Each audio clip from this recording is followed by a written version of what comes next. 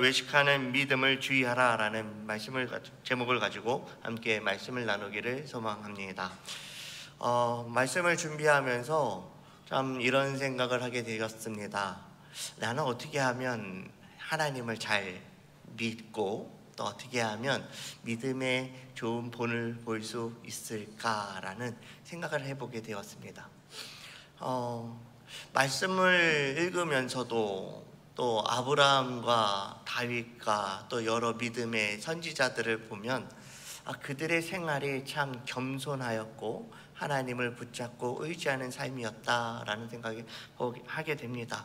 그러면서 더욱더 내 자신이 어떻게 하면 하나님을 잘 따를 수 있을까? 그들의 방법은 무엇이었는가? 그들은 어떻게 행동했는가? 참 생각해 보았는데 그들 각자가 다 자기 나름대로 특색이 있었고 각자 나름대로 또 하나님 앞에서 실수하는 모습들도 있었고 하는 것을 발견할 수가 있었습니다. 그러면서 생각한 것이 그렇다면 참된 신앙이란 무엇인가 라는 생각을 하게 되었죠. 참된 믿음이란 무엇인가 라는 생각을 하게 되었습니다. 참된 믿음이란 무엇일까요? 우리는 답을 잘 알고 있습니다. 하나님 앞에 서는 것, 우리가 하나님 앞에서 살아가는 것, 그것이 어떠한 모습이든 어떠한 방법이든 하나님 앞에서 신실하고 정직한 모습, 하나님이 말씀하시는 그 사랑과 긍휼과 그리고 믿음의 모습, 그런 것들이 하나님 앞에서 나타나야 되지 않는가라는 생각을 하게 되었습니다. 그러다 보니까 이런 생각 가운데 조금 더 멋있게 신앙생활을 했으면 좋겠다. 조금 더 좀 멋져 보이게, 또 남들이 이왕이면 남들이 봤을 때도 참 신앙생활 멋있게 한다라는 이야기를 듣고 싶은 마음이 제 안에 생겨나기 시작합니다. 어떠십니까? 신앙생활을 한번 하는데, 믿음생활을 한번 하는 믿음생활인데 우리가 멋있게 해야 되지 않겠습니까? 또 신실하고 하나님이 기쁘시게 하면 더 좋지 않겠습니까? 더 나아가서 우리 하나님이 나를 인정할 뿐만 아니라 내 옆에 있는 사람들이 나를 인정해 주는 그런 멋있는 신앙생활을 해보고 싶지는 않습니까? 그런데 이 생각이 교만의 생각이 들었고요. 이 생각이 하나님 앞에서는 어떻게 하면 멋있게 할까? 여기까지 좋은데 사람들 눈에 이렇게 멋있는 신앙생활을 보여줄 수 있다면, 인정받을 수 있다면 여기부터가 문제가 되더라고요. 왜냐하면 하나님께 인정받는 것은 내 안에서부터, 내가 하나님을 사랑하는 마음으로, 의지하는 마음으로 그 안에서부터 겸손하게 내 모습을 바꿔가는 모습이 있는데, 사람의 눈에 만족하려고 하다 보니까 이 안보다 겉을 더 중요하게 여기게 되더라고요. 그러니까 이렇게 내가 사람들이 있으면 조금 더 경건한 척 해야지, 내가 좀 더 믿음 있는 척 해야지, 이런 생각이 나도 모르게 내 안에 생겨나더라고요. 그러다 보니까 어떻게 합니까? 진짜 나의 정직한 믿음의 모습이 아니라 겉모습만 번지르른 그런 신앙의 모습을 갖게 되는 것이 어떻게 보면 오늘날 우리들에게 있는 자연스러운 모습이 아닐까라는 생각을 하게 됩니다. 우리는 그래서 경계한다라고 하고 주의한다라고 하고 그래서 더욱더 겸손히 주를 바라보겠다라고 말하는데 그게 어렵죠. 그래서 우리는 하나님이 필요하고 주의 도우심이 필요한 그런 연약한 존재들이라는 것을 다시 한번 깨닫게 됩니다. 그런데 오늘 읽었던 본문의 서기관과 바리새인들은 지난주와 연결되듯이 그들은 이러한 마음 속에서 점점 그들의 모습은 더 외식하는 모습들이 생겨났을 것입니다.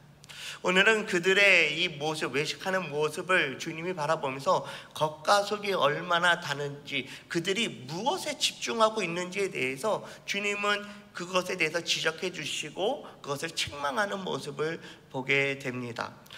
그들은 율법을, 하나님의 말씀을 멋있게 믿고 싶었던 사람들의 한 부분들이었을 겁니다.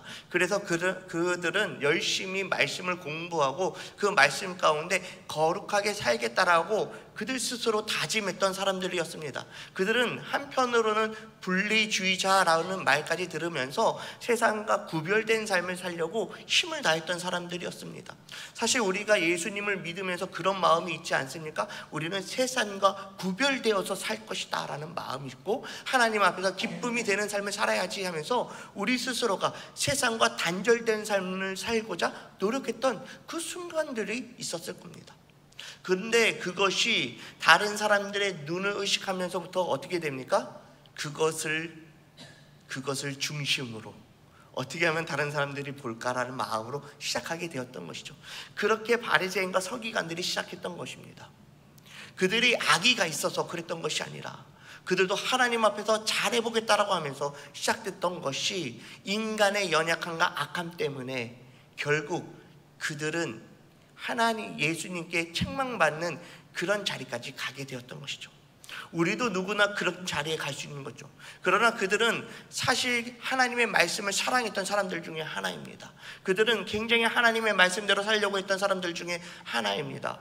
오늘 단편적인 예로 11조에 대한 이야기가 나오지만 그들은 그 11조에 대해서도 이렇게 생각했습니다. 어떻게 하면 그 율법대로 하나님의 말씀대로 이 11조를 지킬 수 있을 것인가 라는 부분을 생각했던 것이죠. 그들은 신명기 14장 22절의 말씀을 너희는 마땅히 매년 토지 소산의 11조를 드릴 것이며 라는 말씀을 기억했고, 레위기 27장 30절의 말씀인 그 땅의 10분의 1 곧 그 땅의 곡식이나 나무의 열매는 그 10분의 1을 여호와의 것이니 여호와의 성물이라 라는 말씀을 기억했기 때문에 그들은 그 11조를 드리는 것, 나의 소산의 10분의 1을 드리는 것에 대해서 굉장히 신경을 썼던 겁니다. 그들은 더 나아가서 이렇게 하나님이 내게 주신 소산뿐만 아니라 작은 것까지도 두 별에서 하나님께 드리겠다라는 마음이 많았었죠. 그래서 오늘 말씀 23절 말씀을 보면 그들은 이렇게 말하고 있습니다. 너희가 박하와 회양과 근처의 11조는 들이되 율법이 더 중한 바 정의와 긍휼과 믿음을 버렸도다 라는 책망을 받는데, 그들은 박하와 그리고 회양과 근처의 11조를 드렸다라고 이야기합니다. 이것은 음식물의 향신료입니다. 어떻게 보면 가장 작은 그런 단위라는 거죠. 그런데 이 바리새인과 서기관들은 이 작은 것들마저도 11조를 드리며 하나님 앞에 열심을 내겠다라는 그런 열심을 가지고 있었던 사람들입니다. 그런데 그러한 이들의 모습에 예수님께서는 그들이 이러한 것도 행하지만 중요한 것을 잊어버렸다라는 책망을 하시는 거죠. 그들이 잊어버린 것들은 무엇이었습니까? 그들이 가지고 있었던 것들 중에 그렇게 11조까지 열심히 들어가야 하겠다는 그 율법을 붙잡고 있었던 그들이 잊어버리고 있었던 그 중요했던 것은 무엇입니까? 그것은 바로 율법의 정신입니다. 이 율법의 정신은 결국 하나님의 정의를 말하는 것이었습니다. 그 정의는 하나님의 공의를 뜻하는 것입니다. 둘째로는 긍휼을 말합니다. 하나님의 사랑인 것이죠. 그리고 믿음을 말합니다. 하나님의 신실하심을 나타내는 것입니다. 율법은 하나님의 공의와 하나님의 사랑과 하나님의 신실하심이 나타나는 것이 율법입니다. 그런데 그들은 그 율법의 정신, 하나님의 공의를 나타내지 못하였고 하나님의 사랑을 드러내지 못하였고 하나님께서 우리를 위하여 얼마나 신실하시게 일하시고 계신지를 나타내지 못하고 그저 본인들이 어떻게 하나님의 말씀을 잘 지키고 있는지만 드러내고 있었다라는 것입니다. 그들은 하나님의 공의가 그들의 삶 속에서 나타나지 않았다는 겁니다. 그들이 말씀을 지킨다라고 행하고 있었지만 하나님의 그 긍휼하심이 그의 삶 가운데서 나타나지 못하고 있었다는 나타냅니다. 더 나아가서 서기관과 바리새인들은 앞에서는 그들이 신실한 척 말하고 있고 신실한 척 행동하고 있었지만 그들의 삶 가운데서는 신실함이 드러나지 않았다는 것이죠. 우리는 여기에서 우리의 삶을 되돌아보게 됩니다. 내가 하나님을 믿고 섬기고 있는데 내 삶 가운데 내 안에 하나님의 공의가 자리 잡고 있는가라는 생각을 해보게 됩니다.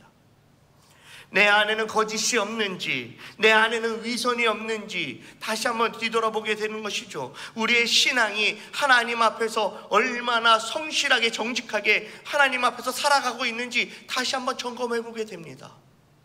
내가 하나님을 믿는다고 말하면서, 내가 주의 말씀을 본다고 하면서 거짓과 위선으로 보고 있다면 안 하는 이만 못하는 것이죠.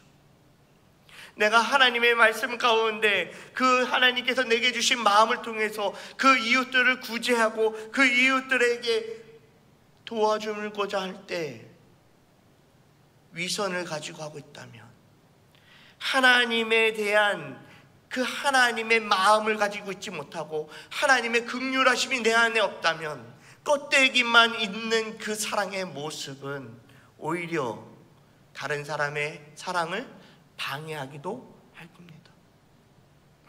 때로는 우리가 신실하신 하나님, 내 안에 그 변함없는 하나님이 자리 잡고 있지 않는다면 나의 생활의 모습은 항상 변화가 있을 것이고 항상 일관된 모습이 없이 나타나게 되는 것을 보게 됩니다.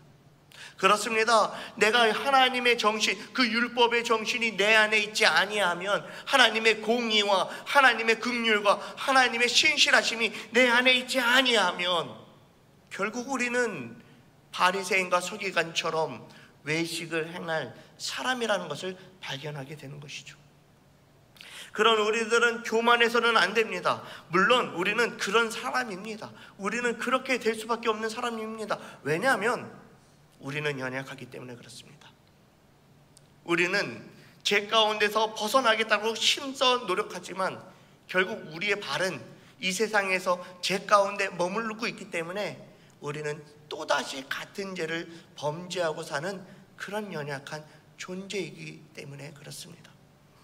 그래서 우리는 더욱더 말씀 앞에 서는 것입니다. 그래서 더욱더 우리는 내가 외식하는 자가 아닌가 스스로 점검하면서 하나님 앞에서 살려고 노력하는 것입니다. 그것이 참된 신앙의 모습인 겁니다. 주님, 내가 연약합니다. 주님, 내가 너무나 하나님의 말씀대로 살지 못합니다. 하나님의 공의가 내 안에 있지 아니하고 하나님의 사랑이 내 안에 있지 아니하고 하나님의 신실하심을 가지고 내가 살지 못하기 때문에 주님, 나는 오늘도 주님 앞에 두 손 들고 나아갑니다. 나를 불쌍히 여겨주십시오. 나에게 은혜를 베풀어 주십시오. 그렇게 고백할 수밖에 없는 것이 참된 신앙을 가진 믿음의 선배들의 모습이었던 것이죠. 그렇습니다. 제가 서두에 아브라함과 다윗과 여러 선지자들의 모습을 보면 실수하는 부분들도 있었지만 그들이 하나님 앞에서 겸손히 나아갈 수 있었던 것은 그들의 연약함을 하나님께 고백하며 주를 의지했기 때문이다라는 것을 말씀드리는 것이죠. 그런 모습이 우리 안에 있을 때 우리가 참된 신앙을 가지고 하나님을 바라보며 살아갈 수 있는 믿음의 자손들이 될 수 있습니다. 그리고 그 삶을 살기 위해서 우리는 오늘도 도전하고 오늘도 그렇게 믿음의 백성으로 살기 위해서 힘을 다하는 겁니다. 그런 우리의 모습을 주님은 불쌍히 여겨주시고 힘과 능력을 더해주시며 우리로 하나님의 백성으로서 외식하는 자가 아닌 겸손한 자로 살아가게 하여 주실 줄 믿습니다. 그런데 이 서기관과 바리새인들은 그렇게 하나님의 책망 속에서도 그들의 특징이 이렇게 조금씩 나오는 것을 보게 됩니다.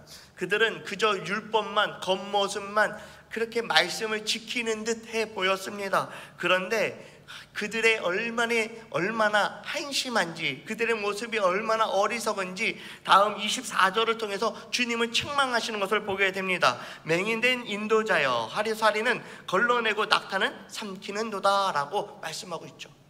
하루살이를 걸러낸다라는 표현을 쓰고 있습니다. 사실 성실한 사람들이 사실 이 유대인들이 먹을 수 없는 것, 부정하다라고 여기는 것이 하루살이와 낙타입니다. 근데 이것을 어떻게 합니까? 어떤 사람이 즙을 짜면서 정석껏 줄을 짭니다. 그런데 거기에 하루살이가 한 마리 빠져 있는 겁니다. 그러면 이것을 어떻게 해야 됩니까? 부정하다고 버려야 될까요? 아니면 이것을 하루살이를 잘 건져내고 이것을 정성을 써서 이것을 잘 사용해서 먹어야 될까요? 그 사람의 신앙에 따라 다르겠지요. 그런데 여기에서는 이런 겁니다. 그 하루살이를 빠진 것을 잘 무명으로 건져내고 그것을 걸러놔서 정성을 갖고 그것을 사용할 수 있게 한다라는 표현을 쓰고 있는 것이죠. 그런 정성을 가지고 있는데 이들은 낙타를 집어삼킨다라는 말을 쓰고 있는 겁니다. 그러니 이 말을 계속해서 연결해서 보면 하나님의 말씀을 지키려고 노력하는데 이들이 노력하고 있는 그 자세는 율법의 매우 작은 것을 붙잡고 그들이 하나님의 말씀을 잘 지킨다라고 말하는 것이죠. 오히려 하나님의 말씀하신 그 율법의 정신, 곧 하나님의 공의와 하나님이 주시는 그 긍휼과 하나님의 신실하심에 대해서는 전혀 생각하지 아니하고 오히려 그것을 버려버리고 그것을 무시해버리고 그저 작은 거 하나 잡으면서 자신들이 하나님을 너무나 잘 믿고 있습니다 라고 말하고 있는 그 어리석은 모습을 주님은 책망하고 있는 것입니다. 때로는 우리가 이런 모습이 있습니다. 신앙생활을 하면서 누군가의 모습을 보면서 저 사람은 본받을 만하다, 나도 저 사람처럼 열심히 저 모습을 밟아가야 되겠다라고 생각하죠. 그래서 그 사람한테 말합니다. 어떻게 하면 당신처럼 믿음이 성장할 수 있습니까? 어떻게 하면 당신처럼 그 믿음을 가지고 살 수 있습니까? 라고 묻습니다. 그러면 이 사람은 이렇게 친절하게 이렇게 하십시오, 저렇게 하십시오, 저렇게 하십시오, 저렇게 하십시오 말을 해주죠.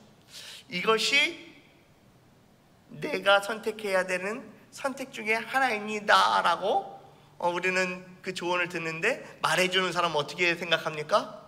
이것을 반드시 해야 합니다 라고 생각하게 되죠. 그러다 보니까 어떤 일이 있습니까? 안 하면 왜 이걸 안 합니까? 그래서 신앙이 자라지 않는 겁니다. 이런 이야기를 하게 되죠. 그러다 보면 서로 상처를 받게 됩니다. 그런데 진짜 중요한 것은 무엇이었습니까? 하나님 앞에서 내가 얼마나 그 하나님 앞에서 살아갈 것이냐, 내가 얼마나 하나님 앞에서 신실한 모습을 가질 것이냐, 내가 얼마나 하나님을 알기 위해서 힘쓸 것이냐라는 것이 중요한 것인데 그 방법을 알려준 사람은 그 알려준 그대로 하기를 원했던 것이죠. 그러니까 하나님을 알려고 하는 것이 아니라 그 방법에 그 작은 것에 한축해서 그것만 붙잡고 이야기했다는 겁니다. 얼마나 어리석은 일입니까? 그것을 예수님께서 말씀하고 있는 겁니다. 서기관과 바리새인들이 너희가 열심을 낸다고 하지만 결국 너희의 어리석음은 하나님의 뜻은 다 잊어버리고 하나님이 너희에게 원하는 것은 다 잊어버리고 그저 그 작은 거 하나 붙잡고 내가 하나님을 잘 알고 있다라고 말하느냐? 어리석도다라고 말하죠. 그들의 어리석음에 대해서 예수님은 더 확장돼서 이야기하십니다. 그런 사람들은 겉을 깨끗이 하기만 하고 그 외형만, 사람들의 보이는 눈에만 그것만 열중하다 보니까 텅 빈 가슴과 같다라고 말씀하시죠. 그래서 어떻게 말씀하십니까? 오늘 본문 5절에 이렇게 말씀하고 있습니다. 화 있을진저 외식하는 서기관들과 바리새인들이여, 잔과 대접의 겉은 깨끗이 하되 그 안에는 탐욕과 방탕으로 가득하게 하는도다. 아멘. 그 안에는 탐욕과 탐욕으로 가득하다라고 말하죠. 오늘 본문에서 나오는 이 겉과 속이 다르다 하면서 잔과 그릇을 이야기합니다. 잔과 그릇이 화려하고 아름다운 것을 사람들은 보기 좋다라고 말하죠. 그 잔과 그릇에 무엇을 담느냐가 중요할 겁니다. 그런데 이 잔은 어떤 잔을 뜻하냐면 물잔을 말하지는 않습니다. 그럼 어떤 잔일까요? 술잔을 말하는 것이죠. 참 이렇게 여행을 다녀보면 세상에 참 여러 가지 아름다운 잔들이 있습니다. 그런데 한눈에 보기에 참 아름답고 참 손에 참 잘 감기는 잔들이 있죠. 그 어떤 잔인 줄 아십니까? 놀랍게도 술잔입니다. 술잔을 참 아름답게 만드는 것 같아요. 근데 그 술잔 어떻습니까? 그 안에 술을 담아서 마시면 뭐 술 한두 잔이야 혈액순환에 좋고 건강에 좋다라고도 말하지만 술은 결국 무엇을 부릅니까? 술은 방탕을 부르게 됩니다. 맛있는 음식과 술잔, 그 맛있는 음식을 먹으면서 곁들여 마시는 술은 결국 사람의 탐욕을 불러일으킵니다. 주님은 그것을 말씀하시는 거죠. 겉은 깔끔하게 너희가 하나님을 믿는 그 겉사람의 모습은 그렇게 깔끔한 모습을 하고 하나님을 열심히 믿는 것처럼 보이지만 그 안에는 너희의 탐욕과 탐심으로 가득하다. 점점 썩어가는 것을, 세상의 것을 붙잡고 살아가는 그 모습이 안타깝다라는 것을 말합니다. 하나님을 예배하는 그 진실된 모습이 없이 겉모습만 만들어가는 그것에만 집중하는 그 모습에 주님은 책망을 하시며 말씀하십니다. 더 나아가서 그들을 향한 그 책망은 27절을 통해서 이렇게 정점을 찍게 됩니다. 화 있을지언정 외식하는 서기관들과 바리새인들이여, 회칠한 무덤 같으니 겉으로는 아름답게 보이나 그 안에는 죽은 사람의 뼈와 모든 더러운 것이 가득하도다. 아멘. 어떻게 말씀하고 있습니까? 회칠한 무덤과 같다라고 말합니다. 무덤은 사람이 죽으면 가는 곳이죠. 그곳을 아무리 아름답게 꾸며도 그 안에는 사람의 썩은 시신이 들어있습니다. 그것을 아무리 깨끗한 척 만들어도 그 안에는 사람이 썩어서 부패하고 있는 그 사람의 썩은 내 나는 시신이 있는 겁니다. 오늘 본문에서는 예수님은 이 장면을 예배하러 올라가는 서기관과 바리새인들을 향해서 하신 책망의 말씀입니다. 민수기 16장 16절을 보면 누구든지 들에서 칼에 죽은 자나 시체나 사람의 뼈나 무덤을 만지면 7일 동안 부정하게 된다라는 율법이 기록되어 있습니다. 시체를 만진 사람은 7일이 지나는 동안에 제사를 드릴 수가 없다라는 이야기입니다. 6월절이 되면 이스라엘 백성들은 예루살렘으로 6월절을 지키고자 곳곳에서 올라오게 됩니다. 그런데 문제는 예루살렘 주위에는 무덤이 많이 있었다라는 것입니다. 그러니 그 무덤 사이를 지나가는 이 백성들이 자칫 실수를 해서 무덤을 스치기만 하면 그들은 6월절 제사를 드릴 수 없게 됩니다. 그래서 그런 실수를 하지 않기 위해서 그 무덤에 하얗게 회를 칠한 겁니다. 그러면 누구든지 이거는 무덤이구나, 이것은 조심해서 가야 되겠구나 라고 하면서 부정을 차지 않도록 만들어졌던 것이죠. 이렇게 하얗게 회를 칠한데 햇빛이 빛나면 아주 찬란하고 아름다운 모습으로 비칠 것입니다. 그런데 지금 예수님은 이런 회칠한 무덤을 통해서 말씀하신 것은 무엇입니까? 너희가 예배를 드리기 위해서 이렇게까지 하고 있지만 너희의 안은 마치 이 무덤처럼 썩어 있는 것처럼, 부패하고 냄새나는 것처럼 그 안에 하나님에 대한 마음과 공의와 긍휼과 신실함이 없다라고 지적하고 계시는 것이죠. 오늘 우리에게 주시는 이 예수님의 책망의 이야기들은 우리가 하나님 앞에서 겸개하라고 주시는 주의 말씀일 겁니다. 혹시 우리 안에 교만의 마음이 생겨서 이렇게 바리새인들처럼 외식하는 것에 집중하지 않도록 오히려 더 겸손히 주님을 바라보도록 주님께서 우리에게 경고의 말씀을 주시는 것일 겁니다. 이 말씀을 통해서 우리에게 주시는 교훈은 무엇입니까? 그저 우리에게 책망만 하고 계시는 것이라고 보이십니까? 그렇지 않습니다. 하나님께서는 우리에게 이러한 말씀을 하시면서 우리에게 필요한 것이 무엇인지를 정확하게 말씀하고 계십니다. 그 우리에게 필요한 것은 무엇입니까? 예수 그리스도의 보혈의 은혜입니다. 우리는 어쩔 수 없어도, 우리는 아무리 그렇게 살려고 했어도 우리는 결국 외식하는 자의 자리에 갈 수밖에 없는 그런 나약한 인간이기 때문에 그렇습니다. 그런 삶에서 벗어나기 위해서 무엇이 필요합니까? 그리스도의 피가 보혈의 피가 필요합니다. 그 보혈의 능력이 필요합니다. 그 피가 나를 새롭게 하고, 그 피로 인해서 내가 겸손해지고, 그 피로 인해서 내가 매일매일 새로운 피조물이 될 때, 그때 우리는 애통하는 마음이 생기게 되고, 그때 우리는 주님의 마음으로 정정한 그 긍휼의 마음을 가지게 될 것이고, 신실하신 하나님을 본받아 나의 삶 속에서 신실함을 가지고 살아가게 될 줄 믿습니다. 그래서 우리에게 필요한 것은 무엇입니까? 경고의 말씀, 그 말씀이 아니라 그 말씀 뒤에 계시는 하나님의 은혜의 보배, 그 보혈의 능력이 우리에게 필요한 겁니다. 그것을 어떻게 쟁취할 수 있습니까? 천국은 침노하는 자들의 것이라고 했습니다. 어떻게 그것을 우리의 것으로 만들 수 있습니까? 주님을 붙잡을 때 가능한 겁니다. 매일매일 주님 앞에 무릎을 꿇을 때 가능한 겁니다.